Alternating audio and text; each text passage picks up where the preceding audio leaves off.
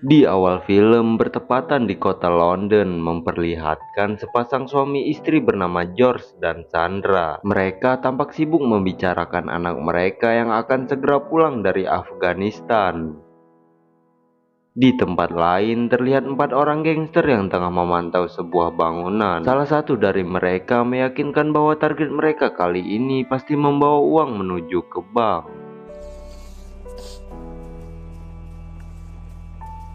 Dan benar saja, di dalam bangunan itu seorang wanita dititipi uang untuk disetorkan ke bank. Begitu melihat wanita tersebut meninggalkan bangunan, maka keempat gangster ini segera mengikutinya sampai di sebuah persimpangan yang sepi. Para gangster pun langsung mencegah wanita tadi dan memaksanya keluar dari mobil.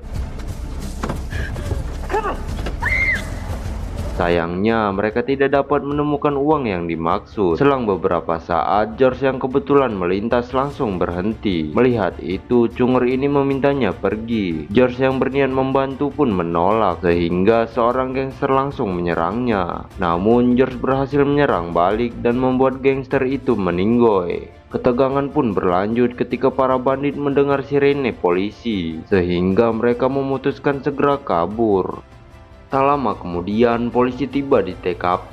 Saat membuat pernyataan, George mengaku hanya ingin menghentikan para penjahat dan tidak berniat menghabisi salah satunya. Namun, seorang inspektur polisi bernama Holland ini malah dengan sinis mengatakan bahwa George seharusnya berpikir sebelum memukul. Holland juga menangkap George atas tuduhan pembunuhan, yang tentu saja membuat George merasa tidak adil. Tetapi ia tidak dapat berbuat apa-apa. Pada malam harinya, 3 gangster yang tersisa menemui bos mereka yang bernama Warren, yang merupakan seorang gembong narkoboy. Mereka memberitahu kepada bos Warren bahwa perampokan yang mereka lakukan tidak berjalan dengan sesuai rencana. Awalnya Warren tidak terlalu merisaukan hal itu, namun setelah mendengar adiknya tewas dalam kejadian tersebut, sontak Warren menjadi marah. Dan ya, salah satu rekan Warren bernama Caleb menyarankan agar mereka menghabisi pelaku yang mencegah aksi perampokan mereka, dan yang menjadi target mereka adalah George. Singkat cerita, mereka mengintai George yang kembali ke rumah setelah dari kantor polisi. Saat George masuk ke rumah, 2 orang segera mengetuk pintu depan dan inilah yang terjadi. Sementara itu, 2 orang lain menerobos dari pintu belakang dan langsung menyandra Sandra. Lalu mereka mengikat George dan Sandra dan merekam tindakan mereka. Selanjutnya, para gangster ini mengikat pasangan itu ke kursi dan menuangkan bensin ke seluruh tubuh mereka. Pasangan ini hanya bisa menangis memohon agar dilepaskan. Namun, tanpa belas kasih, Warren langsung menyalakan korek api dan menyaksikan keduanya terbakar hidup-hidup.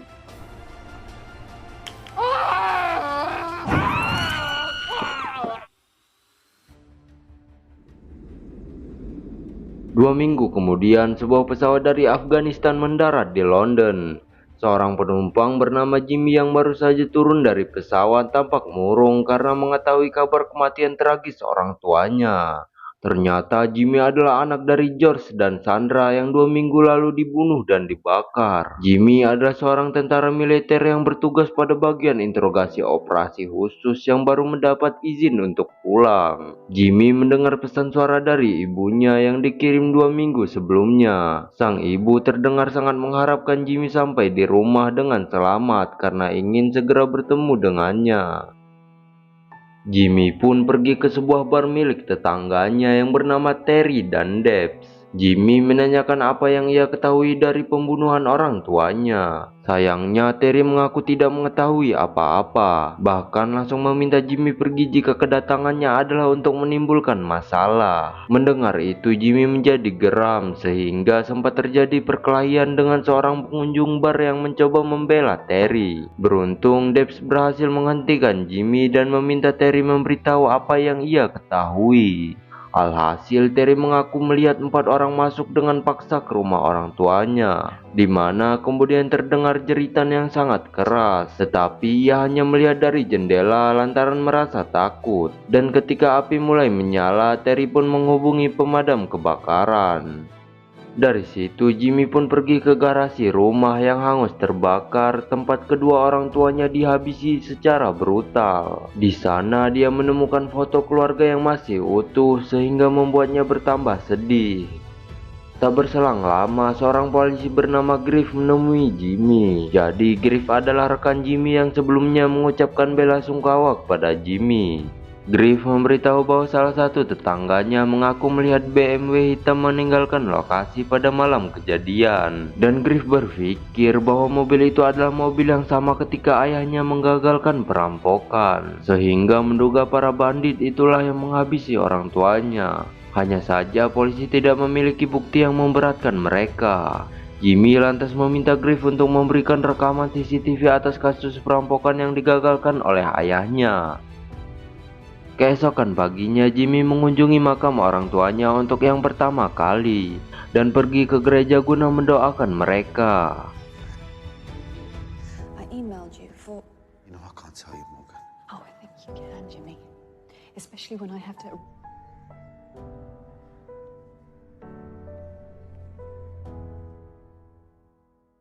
Siang harinya, Griff menemui Jimmy dan memberitahu bahwa BMW hitam itu adalah milik Warren. Menurut penyelidikan, Warren adalah saudara dari bandit yang secara tidak sengaja dihabisi oleh ayahnya Jimmy. Griff kemudian memberikan rekaman CCTV perampokan itu kepada Jimmy. Lalu pada malam harinya, Jimmy yang telah berhasil melacak mobil Warren pun menunggunya di luar tempat dia gym. Ketika Warren memasuki mobil, tiba-tiba Jimmy menabrak mobilnya dari belakang. Hal ini membuat Warren murka, tetapi Jimmy langsung menyerang sehingga perkelahian pun terjadi. Tak sulit bagi seorang anggota militer untuk menumbangkan warga sipil seperti Warren. Saat ciuman, Warren mendapati dirinya terikat di kursi mobil. Jimmy lalu mengingatkan Warren mengenai pasangan tua yang ia bakar hidup-hidup 2 minggu lalu. Warren pun mengatakan bahwa mereka pantas mati karena menghabisi adiknya. Alih-alih menyesal, Warren malah menceritakan bagaimana dia menyiksa mereka sebelum dihabisi. Mendengar hal itu, Jimmy pun menahan emosinya dan meminta Warren menuliskan nama orang-orang yang bersamanya pada saat melakukan tindakan tersebut, dan berjanji akan melepaskan Warren setelah itu. Namun setelah Warren menuliskan nama ketiga rekannya termasuk Caleb yang menjadi otak pembunuhan, Jimmy meminta Warren membayangkan bagaimana rasanya dibakar hidup-hidup. Dan dia langsung meledakkan mobilnya bersama Warren di dalamnya.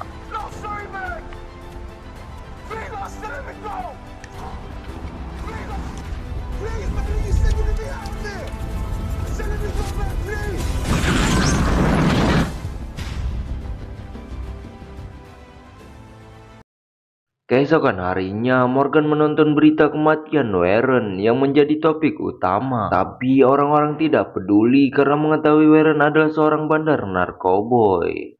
Beralih ke TKP, seorang anak buah Warren bernama Rob segera menghubungi rekannya. Lantas pada malam harinya, Rob bersama rekannya yang bernama Leon pergi ke apartemen Caleb. Sampai di sana, mereka langsung menodong Caleb karena dicurigai menghabisi Warren setelah mereka berseteru dalam pembagian hasil. Beruntungnya, kekasih Caleb datang menyelamatkannya. Someone burn out his car. We'll be a minute, bro. Caleb pun mengatakan kalaupun ia melakukan pembunuhan itu, maka ia hanya perlu menembak Warren dan tidak akan membakarnya. Setelah menyangkal tuduhan mereka, Caleb segera mengusir kedua cunguk tersebut. Di tempat lain, Griff menemui Jimmy, di mana Jimmy memintanya untuk memberikan alamat 4 orang rekan Warren. Griff mencoba menasihati Jimmy agar tidak menghukum para penjahat dengan caranya sendiri, karena balas dendam tidak akan pernah berakhir. Tapi Jimmy menegaskan bahwa itu adalah satu-satunya cara untuk memecahkan masalah, karena hukum di negara mereka telah rusak. Para polisi hanya mengambil pernyataan para penjahat dan memprosesnya, sedangkan pelaku menertawakan mereka di dalam penjara yang nyaman dan menikmati kebebasan setelah itu. Setelah itu, keesokan harinya, Griff berada pada sebuah lokasi perampokan bersenjata yang menewaskan sang pemilik rumah. Holland kembali menganggap perampokan itu adalah hal yang biasa, dan secara terang-terangan mengatakan bahwa istri korban akan mengklaim asuransi sehingga mendapat bayaran besar dan menjadi bahagia. Hal ini menyadarkan Griff bahwa yang disampaikan oleh Jimmy semalam adalah benar.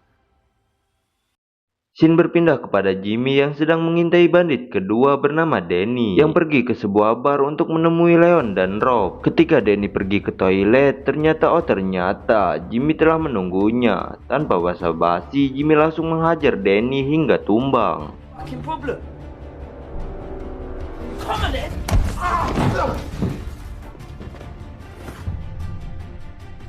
Begitu siuman, Danny mendapati dirinya terikat di sebuah kursi pada gedung terbengkalai dengan mulut yang dipasangi penjepit. Sebagai seorang ahli interogasi, Jimmy tampaknya sangat memahami bagaimana cara membuat targetnya merasa putus asa. Selang beberapa saat, Rob menghubungi ponsel Danny. Namun dari ponsel tersebut, Jimmy mengatakan Danny sedang tidak bisa berbicara. Jimmy juga mengatakan bahwa Warren pantas dibakar hidup-hidup atas apa yang dia lakukan terhadap pasangan yang mereka habisi. Jimmy pun mengingatkan kalau giliran Rob akan segera tiba.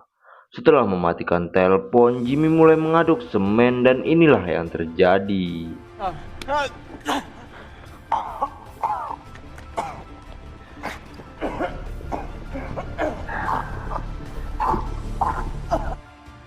Keesokan harinya, polisi menemukan tubuh Danny yang sudah mengeras dari atas hingga ke perut akibat semen yang sudah mengering bersama semua organ dalamnya. Mengetahui pembunuhan sadis ini, Holland mendadak begitu antusias. Ia yakin kasus ini dapat memberinya promosi yang layak. Menyadari ketidakpedulian Holland terhadap nasib korban, lagi-lagi membuat Griff kecewa dengan pimpinan kepolisian tersebut. Griff pun melihat pesan di dekat kaki Danny yang tertulis bahwa masih tersisa 3 lagi. Griff langsung menyadarinya bahwa itu adalah ulah Jimmy. Beberapa waktu berselang, Holland mendatangi bar atas panggilan dari Terry. Rupanya Terry menunjukkan rekaman CCTV dari barnya. Di sana terlihat Jimmy memasukkan seorang pria pingsan ke belakang mobilnya. Setelah melihat wajah Jimmy, maka Holland memerintahkan sejumlah polisi mendatangi apartemen Jimmy. Mengetahui hal ini, Jimmy terpaksa masuk melalui jalan lain. Ketika pihak polisi tiba, Morgan terpaksa berbohong dengan mengatakan dirinya sama sekali tidak pernah bertemu dengan Jimmy. What sort of crimes? We can't say. Okay. Thank you. Setelah para polisi pergi, Morgan meminta Jimmy mengakui kalau dialah pelaku pembunuhan yang selama ini diberitakan. Alhasil Jimmy mengakuinya, tapi menurutnya itu adalah hukuman yang layak bagi mereka. Dan ia harus menyelesaikannya sampai tuntas. Scene berpindah pada Jimmy yang sedang berbelanja. Ia melihat 2 orang polisi memasuki toko, sehingga dia segera keluar melalui pintu belakang. Sayangnya kedua polisi itu mencegatnya. Namun tiba-tiba sebuah mobil datang, di mana 2 orang pria berbadan tegap keluar dan langsung menghajar kedua polisi tersebut.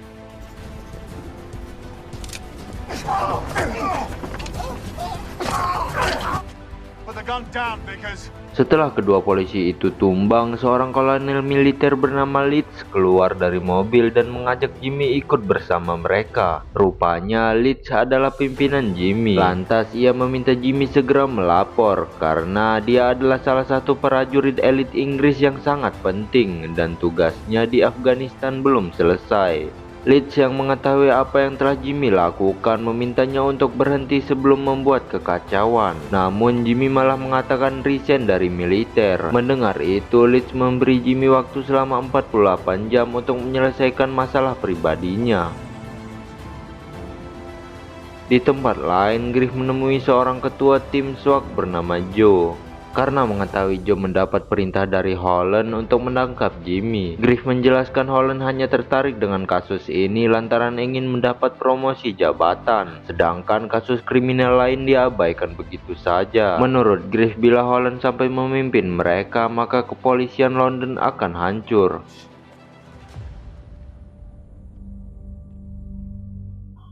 Pada malam harinya, Leon yang tengah berada di sebuah klub menerima sebuah amplop yang berisi foto Danny. Hal ini sontak membuatnya takut dan bergegas kabur. Namun di luar, Jimmy yang sedang mengintainya langsung mengejarnya.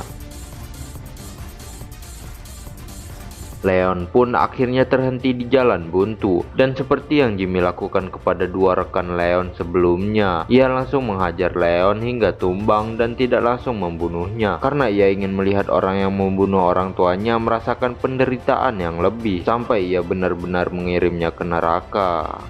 Saat siuman, Leon mendapati tangannya dirantai ke mobil, sedangkan kakinya dirantai ke gerbang. Dikarenakan saking banyaknya kejahatan yang ia lakukan, Leon tidak dapat lagi mengingat kejahatan apa yang telah diperbuatnya kepada Jimmy. Oleh sebab itu, Jimmy mengingatkan mengenai pasangan suami istri yang mereka bakar hidup-hidup 2 minggu lalu. Mendengarnya, Leon segera meminta maaf dan memohon diampuni. Namun, Jimmy tidak peduli dan langsung menginjak gas sehingga tubuh Leon terbelah menjadi 2. Keesokan harinya, Leeds menemui Holland di sebuah restoran. Dia meminta Holland untuk menyerahkan semua bukti yang polisi dapatkan terhadap Jimmy dan menyatakan bahwa Jimmy adalah milik pihak militer. Mendengar itu, Leeds menceritakan bagaimana Jimmy seorang diri berhasil menggagalkan serangan teroris di Inggris pada tahun 2009. Jadi dia sangat berharga bagi pihak militer dan merupakan pahlawan Inggris. Oleh sebab itu, Leeds memperingatkan Holland agar pihak kepolisian tidak menyentuh anak buahnya, dan bila Holland tetap melakukannya, maka dia akan bertindak.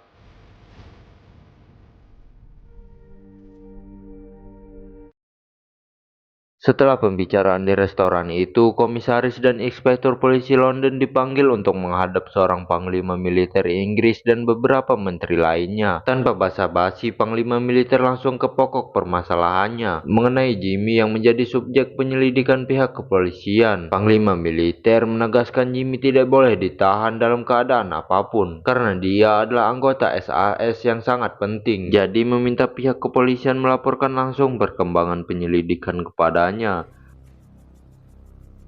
somewhat embarrassed that the soon I need him back where he belongs. Pada malam harinya, Jimmy menyerang Rob, yaitu bandit terakhir yang terlibat langsung dalam pembunuhan kedua orang tuanya, dan ia menggunakan Rob sebagai tameng untuk menyerang markas Caleb.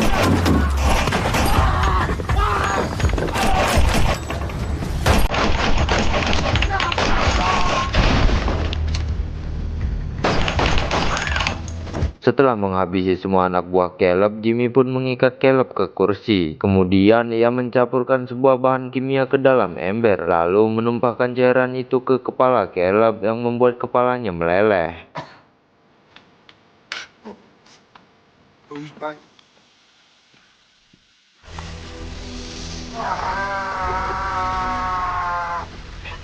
Walaupun Caleb tidak terlibat langsung dalam pembunuhan itu, tetapi ia adalah orang yang menyarankan Warren dan rekan-rekannya melakukan pembunuhan. Dengan begini, target yang tersisa hanyalah Rob yang berhasil melarikan diri di tengah baku tembak tadi.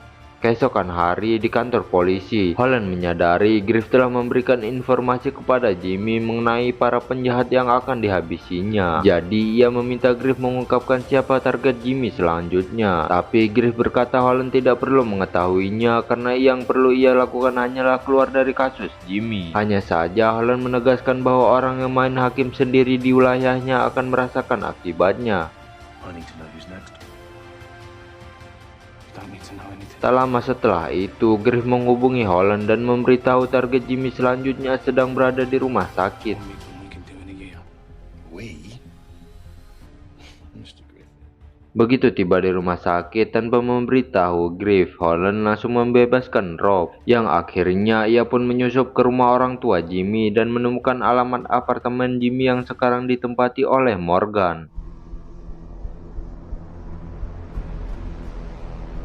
Selang beberapa waktu, Rob disergap oleh Jimmy yang sudah di dalam mobilnya. Jimmy lantas memerintahkannya untuk mengemudi menuju ke pelabuhan. Sampai di sana, Jimmy memerintahkan Rob berlutut dengan tangan terikat, di mana dia mengeluarkan sebuah jarum suntik berisi cairan mematikan yang dapat membuat tubuh Rob terbakar dari dalam. Tidak seperti keempat rekannya yang gemetar ketakutan, Rob justru meminta Jimmy membuka bagasi mobilnya. Dan ternyata yang ada di dalam bagasi adalah Morgan yang telah Rob habisi, sehingga tanpa ampun ia langsung memberondong Rob.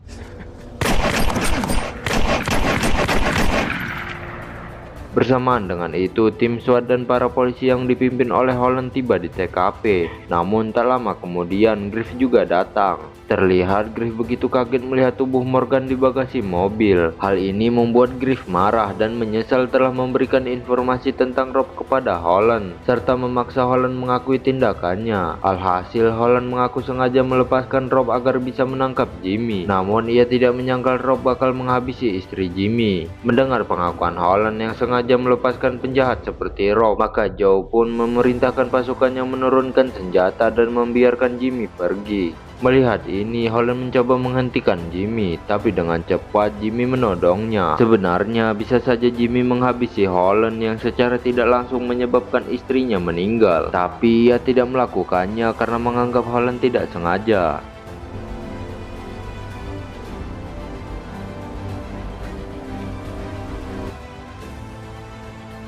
Pada suatu malam di sebuah gang sempit, dua orang preman tengah melakukan kekerasan pada seorang wanita. Namun Jimmy tiba-tiba muncul untuk menghakimi kedua penjahat itu dengan caranya sendiri. 1, 2, 3.